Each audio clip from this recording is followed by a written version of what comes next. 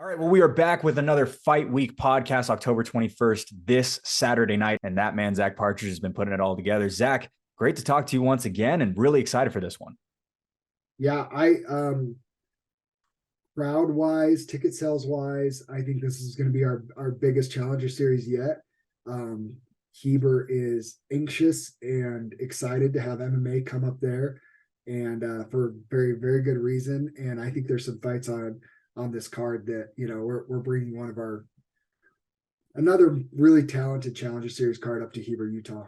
Man, it's full from top to bottom. The main card, once again, absolutely delivers with a lot of returners. The prelims, full of debuters who show a lot of promise as well. And I kind of wanted to ask you, what was kind of the decision-making behind going up to Heber? Because it is a little bit more in the Wasatch back, a little bit more remote than other places that we typically go to. Well, I mean, part of our goal with the Challenger Series is to kind of spread the love around Utah. Like Salt Lake gets a lot of MMA, and we were going down to Utah County. We recently went up to Farmington. One thing that made me look into it too is like that our prize show did so good, and it was like, I think going to these smaller towns, and not that Heber's a small town anymore, it's kind of blown up over the last 5 years or so, but they have a rich history of wrestling at Wasatch High School. Cole Schaefer from there, but I mean they have a lot of good wrestlers that come from there. Robbie Minor wrestled there, and a handful of others that are in the MMA community, and just the way the community up there supports the wrestling program and just supports activities in general. We just thought that would be a really good spot, and I think tables are almost sold out already with, heading into fight week, and we're in a really good spot to have a great turnout. And the student body there was super pumped about coming as well. So I think it'll be a good time. Man, well, let's kick off this card. Let's talk about the prelims, 145-pound kickboxing match. Luke Foxley facing off against Nate Ayers, two guys who we haven't seen before in the Fierce Cage, but both of them definitely been training, getting ready for this one. Yeah, I mean, kickboxing was something that, we finally got some kickboxing matches under our belt in Price. We've scheduled some before that have kind of fallen out, but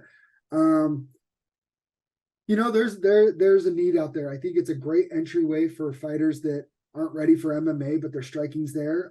It's very similar to, I think, like jiu-jitsu competitions before MMA fights. If their striking's not ready, do some jiu-jitsu competitions. It's a platform that, gyms have been asking us to hold kickboxing on our cards, and so we're doing that. And I think it's fun. Yeah, it's going to be a whole lot of fun. Nate Ayers, 36 jiu-jitsu matches over the last couple of years, an MMA fight already under his belt. He's been active as anyone. As for Luke Foxley, been training striking for years at this point under Casey Wilkinson now over at Wasatch Combat Sports. I mean, we saw the striking of Jackson DeGray last month. I think it's going to be a fun one. I think it's going to be a higher level kickboxing match than people are used to, which pretty two good debut kickboxers. All right, so we go from 145 pounds up to welterweight at 170. Alan Aragon, the name out of Agema, back after 18 months away, facing off against Peyton Tomlin, as forementioned, out of Excite MMA. I'm excited about this one. Peyton is somebody that he got a hold of my phone number through Cross Hughes or one of the other fighters out there, and said, "Hey, you're the guy that I need to talk to get a fight. I want to fight." And man, he hounded me. He was all about it, and he just wanted to fight, was down to fight anybody. I think he said anybody with 2 or 3 fights or less, and I'll say yes. I don't care what their record is. And those guys that bring that energy to the cage and stuff, self-belief and stuff, very, very interesting and very entertaining.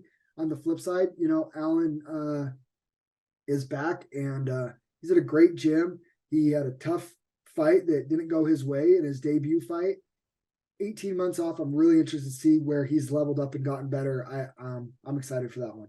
Yeah, he certainly showed promise and potential in that first fight. We'll have to see what the time away has done. As for Peyton Tomlin, you are right. It was Cross Hughes most likely. They are friends from high school back in their Arkansas days, actually came out here together. And so they've been longtime friends. Very curious to see what he looks like in comparison to the hot streak that Cross Hughes is on. All right, let's move over to Ty Monson, Hunter Van Dussen. Ty Monson, another name out of Wasatch Combat Sports. As for Hunter Van Dussen, the first name out of Fusion MMA in St. George, Utah, representing under the Fierce banner here this year. Zach, looking forward to this one. Yeah, we obviously look forward to working with Fusion more. As I went down and fought for them, I love Coach Ace down there. Love their team. Hunter is, I think they're a good gym, but I'm really excited to see Ty Monson finally get to fight. He was scheduled to have a kickboxing match on, I believe, Challenger Series 2 in Orem, and his opponent pulled out on him, and then he had some military services he had to attend to, so couldn't get right back on another card, but been training and ready to take an MMA fight, and I'm excited for him to finally get his opportunity in the cage. All right, let's kick off our prelim headliner, Josh Tatoli, facing off against Francisco Vasquez, who's going to be our final debuter. Tatoli back after 7 years away, Zach. Yeah, and what's really fun about this is, I didn't know this originally, but Josh asked to get on one of our cards. He's telling me, like, I'm a wrestler, like that's kind of what I do. He trains very closely with one of our heavyweight contenders, Zeke Latu. And then Francisco, his coach at Team Link, said, "Hey, I have a debuter. He's been training for a little bit. I think it's time he wants to fight." And then I find out that later, like just a few weeks ago, Fabio actually brought him in to be his wrestling coach to get Fabio ready for his fight against, I believe, against the Mongolian. And now that fight has me very intrigued, very, very interested. These debuters that have a little backstory behind them and experience, but not in MMA, is always really interesting to see. We're going to find out real quick, where Francisco's at. And Josh, man, I don't know if you're friends with Josh on social media, but he's always training. He's always training. He's been out for 7 years, but he's been, as long as I've known him, he's been training. Probably up there with Alden Ashcraft as the best physique, I think, in the entire state in terms of active MMA fighters. I mean, the guy's absolutely shredded. Jacked. I'm excited. Muscles don't win fights, though, right? Like I think this could be sneaky fight of the night for the amateurs. I'm really excited for that fight. And then kicking off the main card, we got Kevin Guo coming in from the Pit SLC. And then we've also got Ben Guyman back for the first time since 2017. Yeah, Kevin's been a guy that Ramsey's been trying to get me to get him on the card, a lot recently. And we've been just looking for the matchup and the right matchup. So I'm excited. I am interested to see him fight. His last fight was back in Michigan earlier this year at 125 pounds. He lost a split decision, really tough fight, fun fight to go watch. You can find it on YouTube. I went and watched it. I thought it was pretty good. Ben, this is an interesting one for me. He's someone that I used to train with. He used to train with me, and we sparred a lot. Ben hits really hard. I'll never forget, remember he was a featherweight then, and I was like, okay, we'll spar. And he hit me, and I was like, what the freak, bro? He hits hard. He's been around for a long time, and he's just one of those guys that I think took a little break from MMA, but he's a martial artist, and this is what he does. He comes from an old school group of guys in Ogden that used to train a lot too and spar a lot, and it's going to be very interesting to see what his return looks like. Austin Bowden facing off against Chris Falau. Bowden coming in on 11 days notice. As for Chris Falau, he looked fantastic back in August at the Maverick Center, Zach. Yeah, shout out Austin Bowden. Again, another guy taking, Chris Falau has been a hard guy to match, and has had a couple people agree and then back out.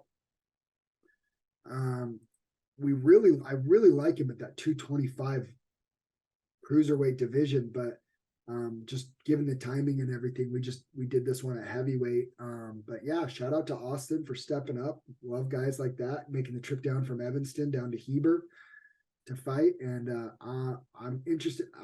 Austin's got some experience. He's got 5 fights, so I think it's a little, it's a step up in competition for Chris, which he needs. I'm excited to see what this one looks like. Yeah, that's going to be a whole lot of fun. Another one, first time we've seen this kid since January of this year. His opponent, first time we've seen him since May of last year. Jordan Munoz facing off against Dietrich Jessup. Well, Jordan Munoz, man, he messaged me and asked for this fight. I think I think it's, and largely if you know, he has a little bit of a history with Christian Cortez, who pulled out against Dietrich. And I think Jordan wanted to kind of like step into that spot and Christian's spot there and take that fight as kind of a way to show, Christian something, maybe like whatever. And that might be just me reading way too much into it and just a happy coincidence. But Jordan reached out to me and asked if that fight was filled and we had somebody for Dietrich yet. And I said, nope, I'm just starting to look now, because it was like the next day. And he's like, I'll fight him. He goes, let me just double check with my dad and my coaches, but like, I'll fight him. I'm game. And Dietrich said yes. And apparently Dietrich spent a minute training at Team Link as well. And they've been in the training room together. So that's always an interesting dynamic of when people fight that train together in the past, because I think they're both different fighters now too than when they trained together. Interesting fight, a lot of interesting aspects. I'm very high on Dietrich. I think people underestimated him in his last two fights, and he keeps surprising everybody. Jordan obviously has a lot more experience, has been doing this a lot longer, is older. But if Jordan's underestimating Dietrich, that hasn't worked out for his last two opponents, who I think may have a little bit. But Jordan is very game, always has good cardio, has tools. Like, I think this is a very good fight.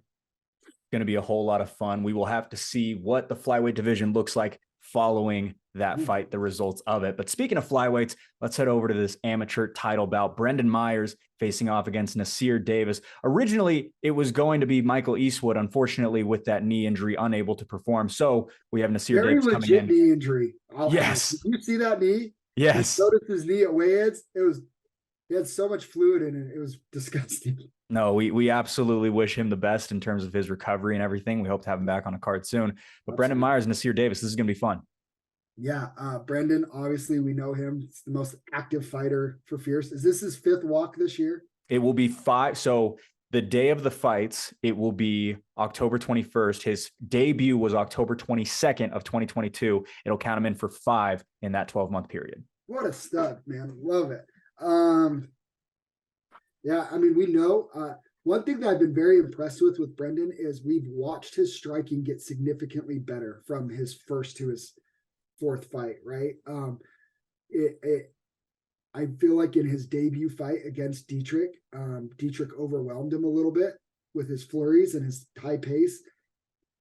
When he was fighting Tony Garcia the first time, I remember just thinking like, wow, he's way more comfortable on the feet, and he looked like sharp, and he looked really sharp. And then the Garcia rematch too was a very impressive performance. Nasir Davis is a sick striker out of Las Vegas. Like he's very good on the feet. So I'm very interested. He's been around, has good experience too. So I'm very interested to see Nasir and Brendan, the stylistic matchup there.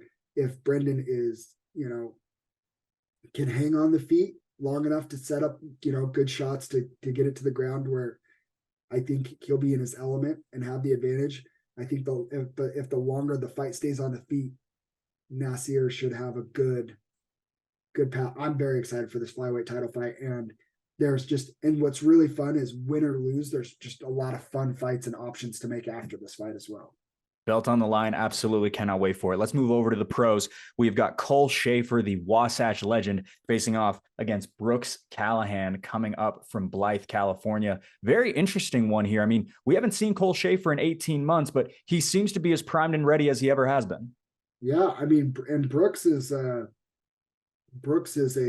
freaking, he talk about not being afraid to fight. Made his pro debut against Trent Miller, who was supposed to fight Marco Sanchez, and Trent is on a tear in his own right now. He had a good AMI record, won an amateur title in Arizona for Ruff. Really good promotion down there. So, Brooks is Brooks' game. And I think it's going to be a really fun fight. I think it's going to be interesting to see Cole back in his old gym where he, did a lot of really good things and had a lot of really good moments at Wasatch High School. Cole is he's a personal friend of mine and somebody that I consider a good friend and somebody I reach out to and get advice from time to time. I'm just excited to see him back in there after this layoff. Cannot wait for it. October 21st, this Saturday in Heber, Utah. Doors open at 4. Fight start at 5. Is that correct, Zach? Yes, sir. Absolutely cannot wait for it. All right, we just got a couple minutes left. I do need to bring this up. Zach, you did absolutely incredible in your fight just a couple of weeks ago. Personally, as a friend and as someone who cares about you, I am so incredibly proud of you. I just want to give you the floor for a sec, talk a little bit about the fight and what really stood out for you. Yeah, it sucks. It sucks that I feel like I ruined my moment a little bit by missing weight. My body shut down. Like my opponent saw it, like I brought plastics to weigh-ins to continue to cut weight, and the doctor basically told me, no, dude, like you're done. Your heart rate's already way too high for where you're at. And he basically told me, go rehydrate now, or else you're not fighting, period. It was the mind wanted to, the body wasn't willing. So like that was just really disappointing. I'm older. I came off a couple year layoff. Like I can't cut weight like I could in my early 30s, apparently, as I turned 35 here on fight day, October 21st. But I mean, once I got into the cage, I don't know, like as a fighter, like I knew it. I knew when I was walking out, I was winning that fight. I was very comfortable. I was very confident. Crown puts on a great show. It was nice to have so many teammates, family, friends there. I had a lot of support there from, Fierce family, but my wife and kids were there cage side. My grandpa, dad, cousins, sister, like nephew, like uncle. I had a lot of family and a lot of support there. But being in there and back with my coach, Aldo, good best friend and teammate, Cole Faust, Cody was back there with me. Like I was just really comfortable and that helped out a lot. No, it was an incredible show. We really appreciate it. And we cannot wait for October 21st. Zach Partridge, thank you so much. See you soon.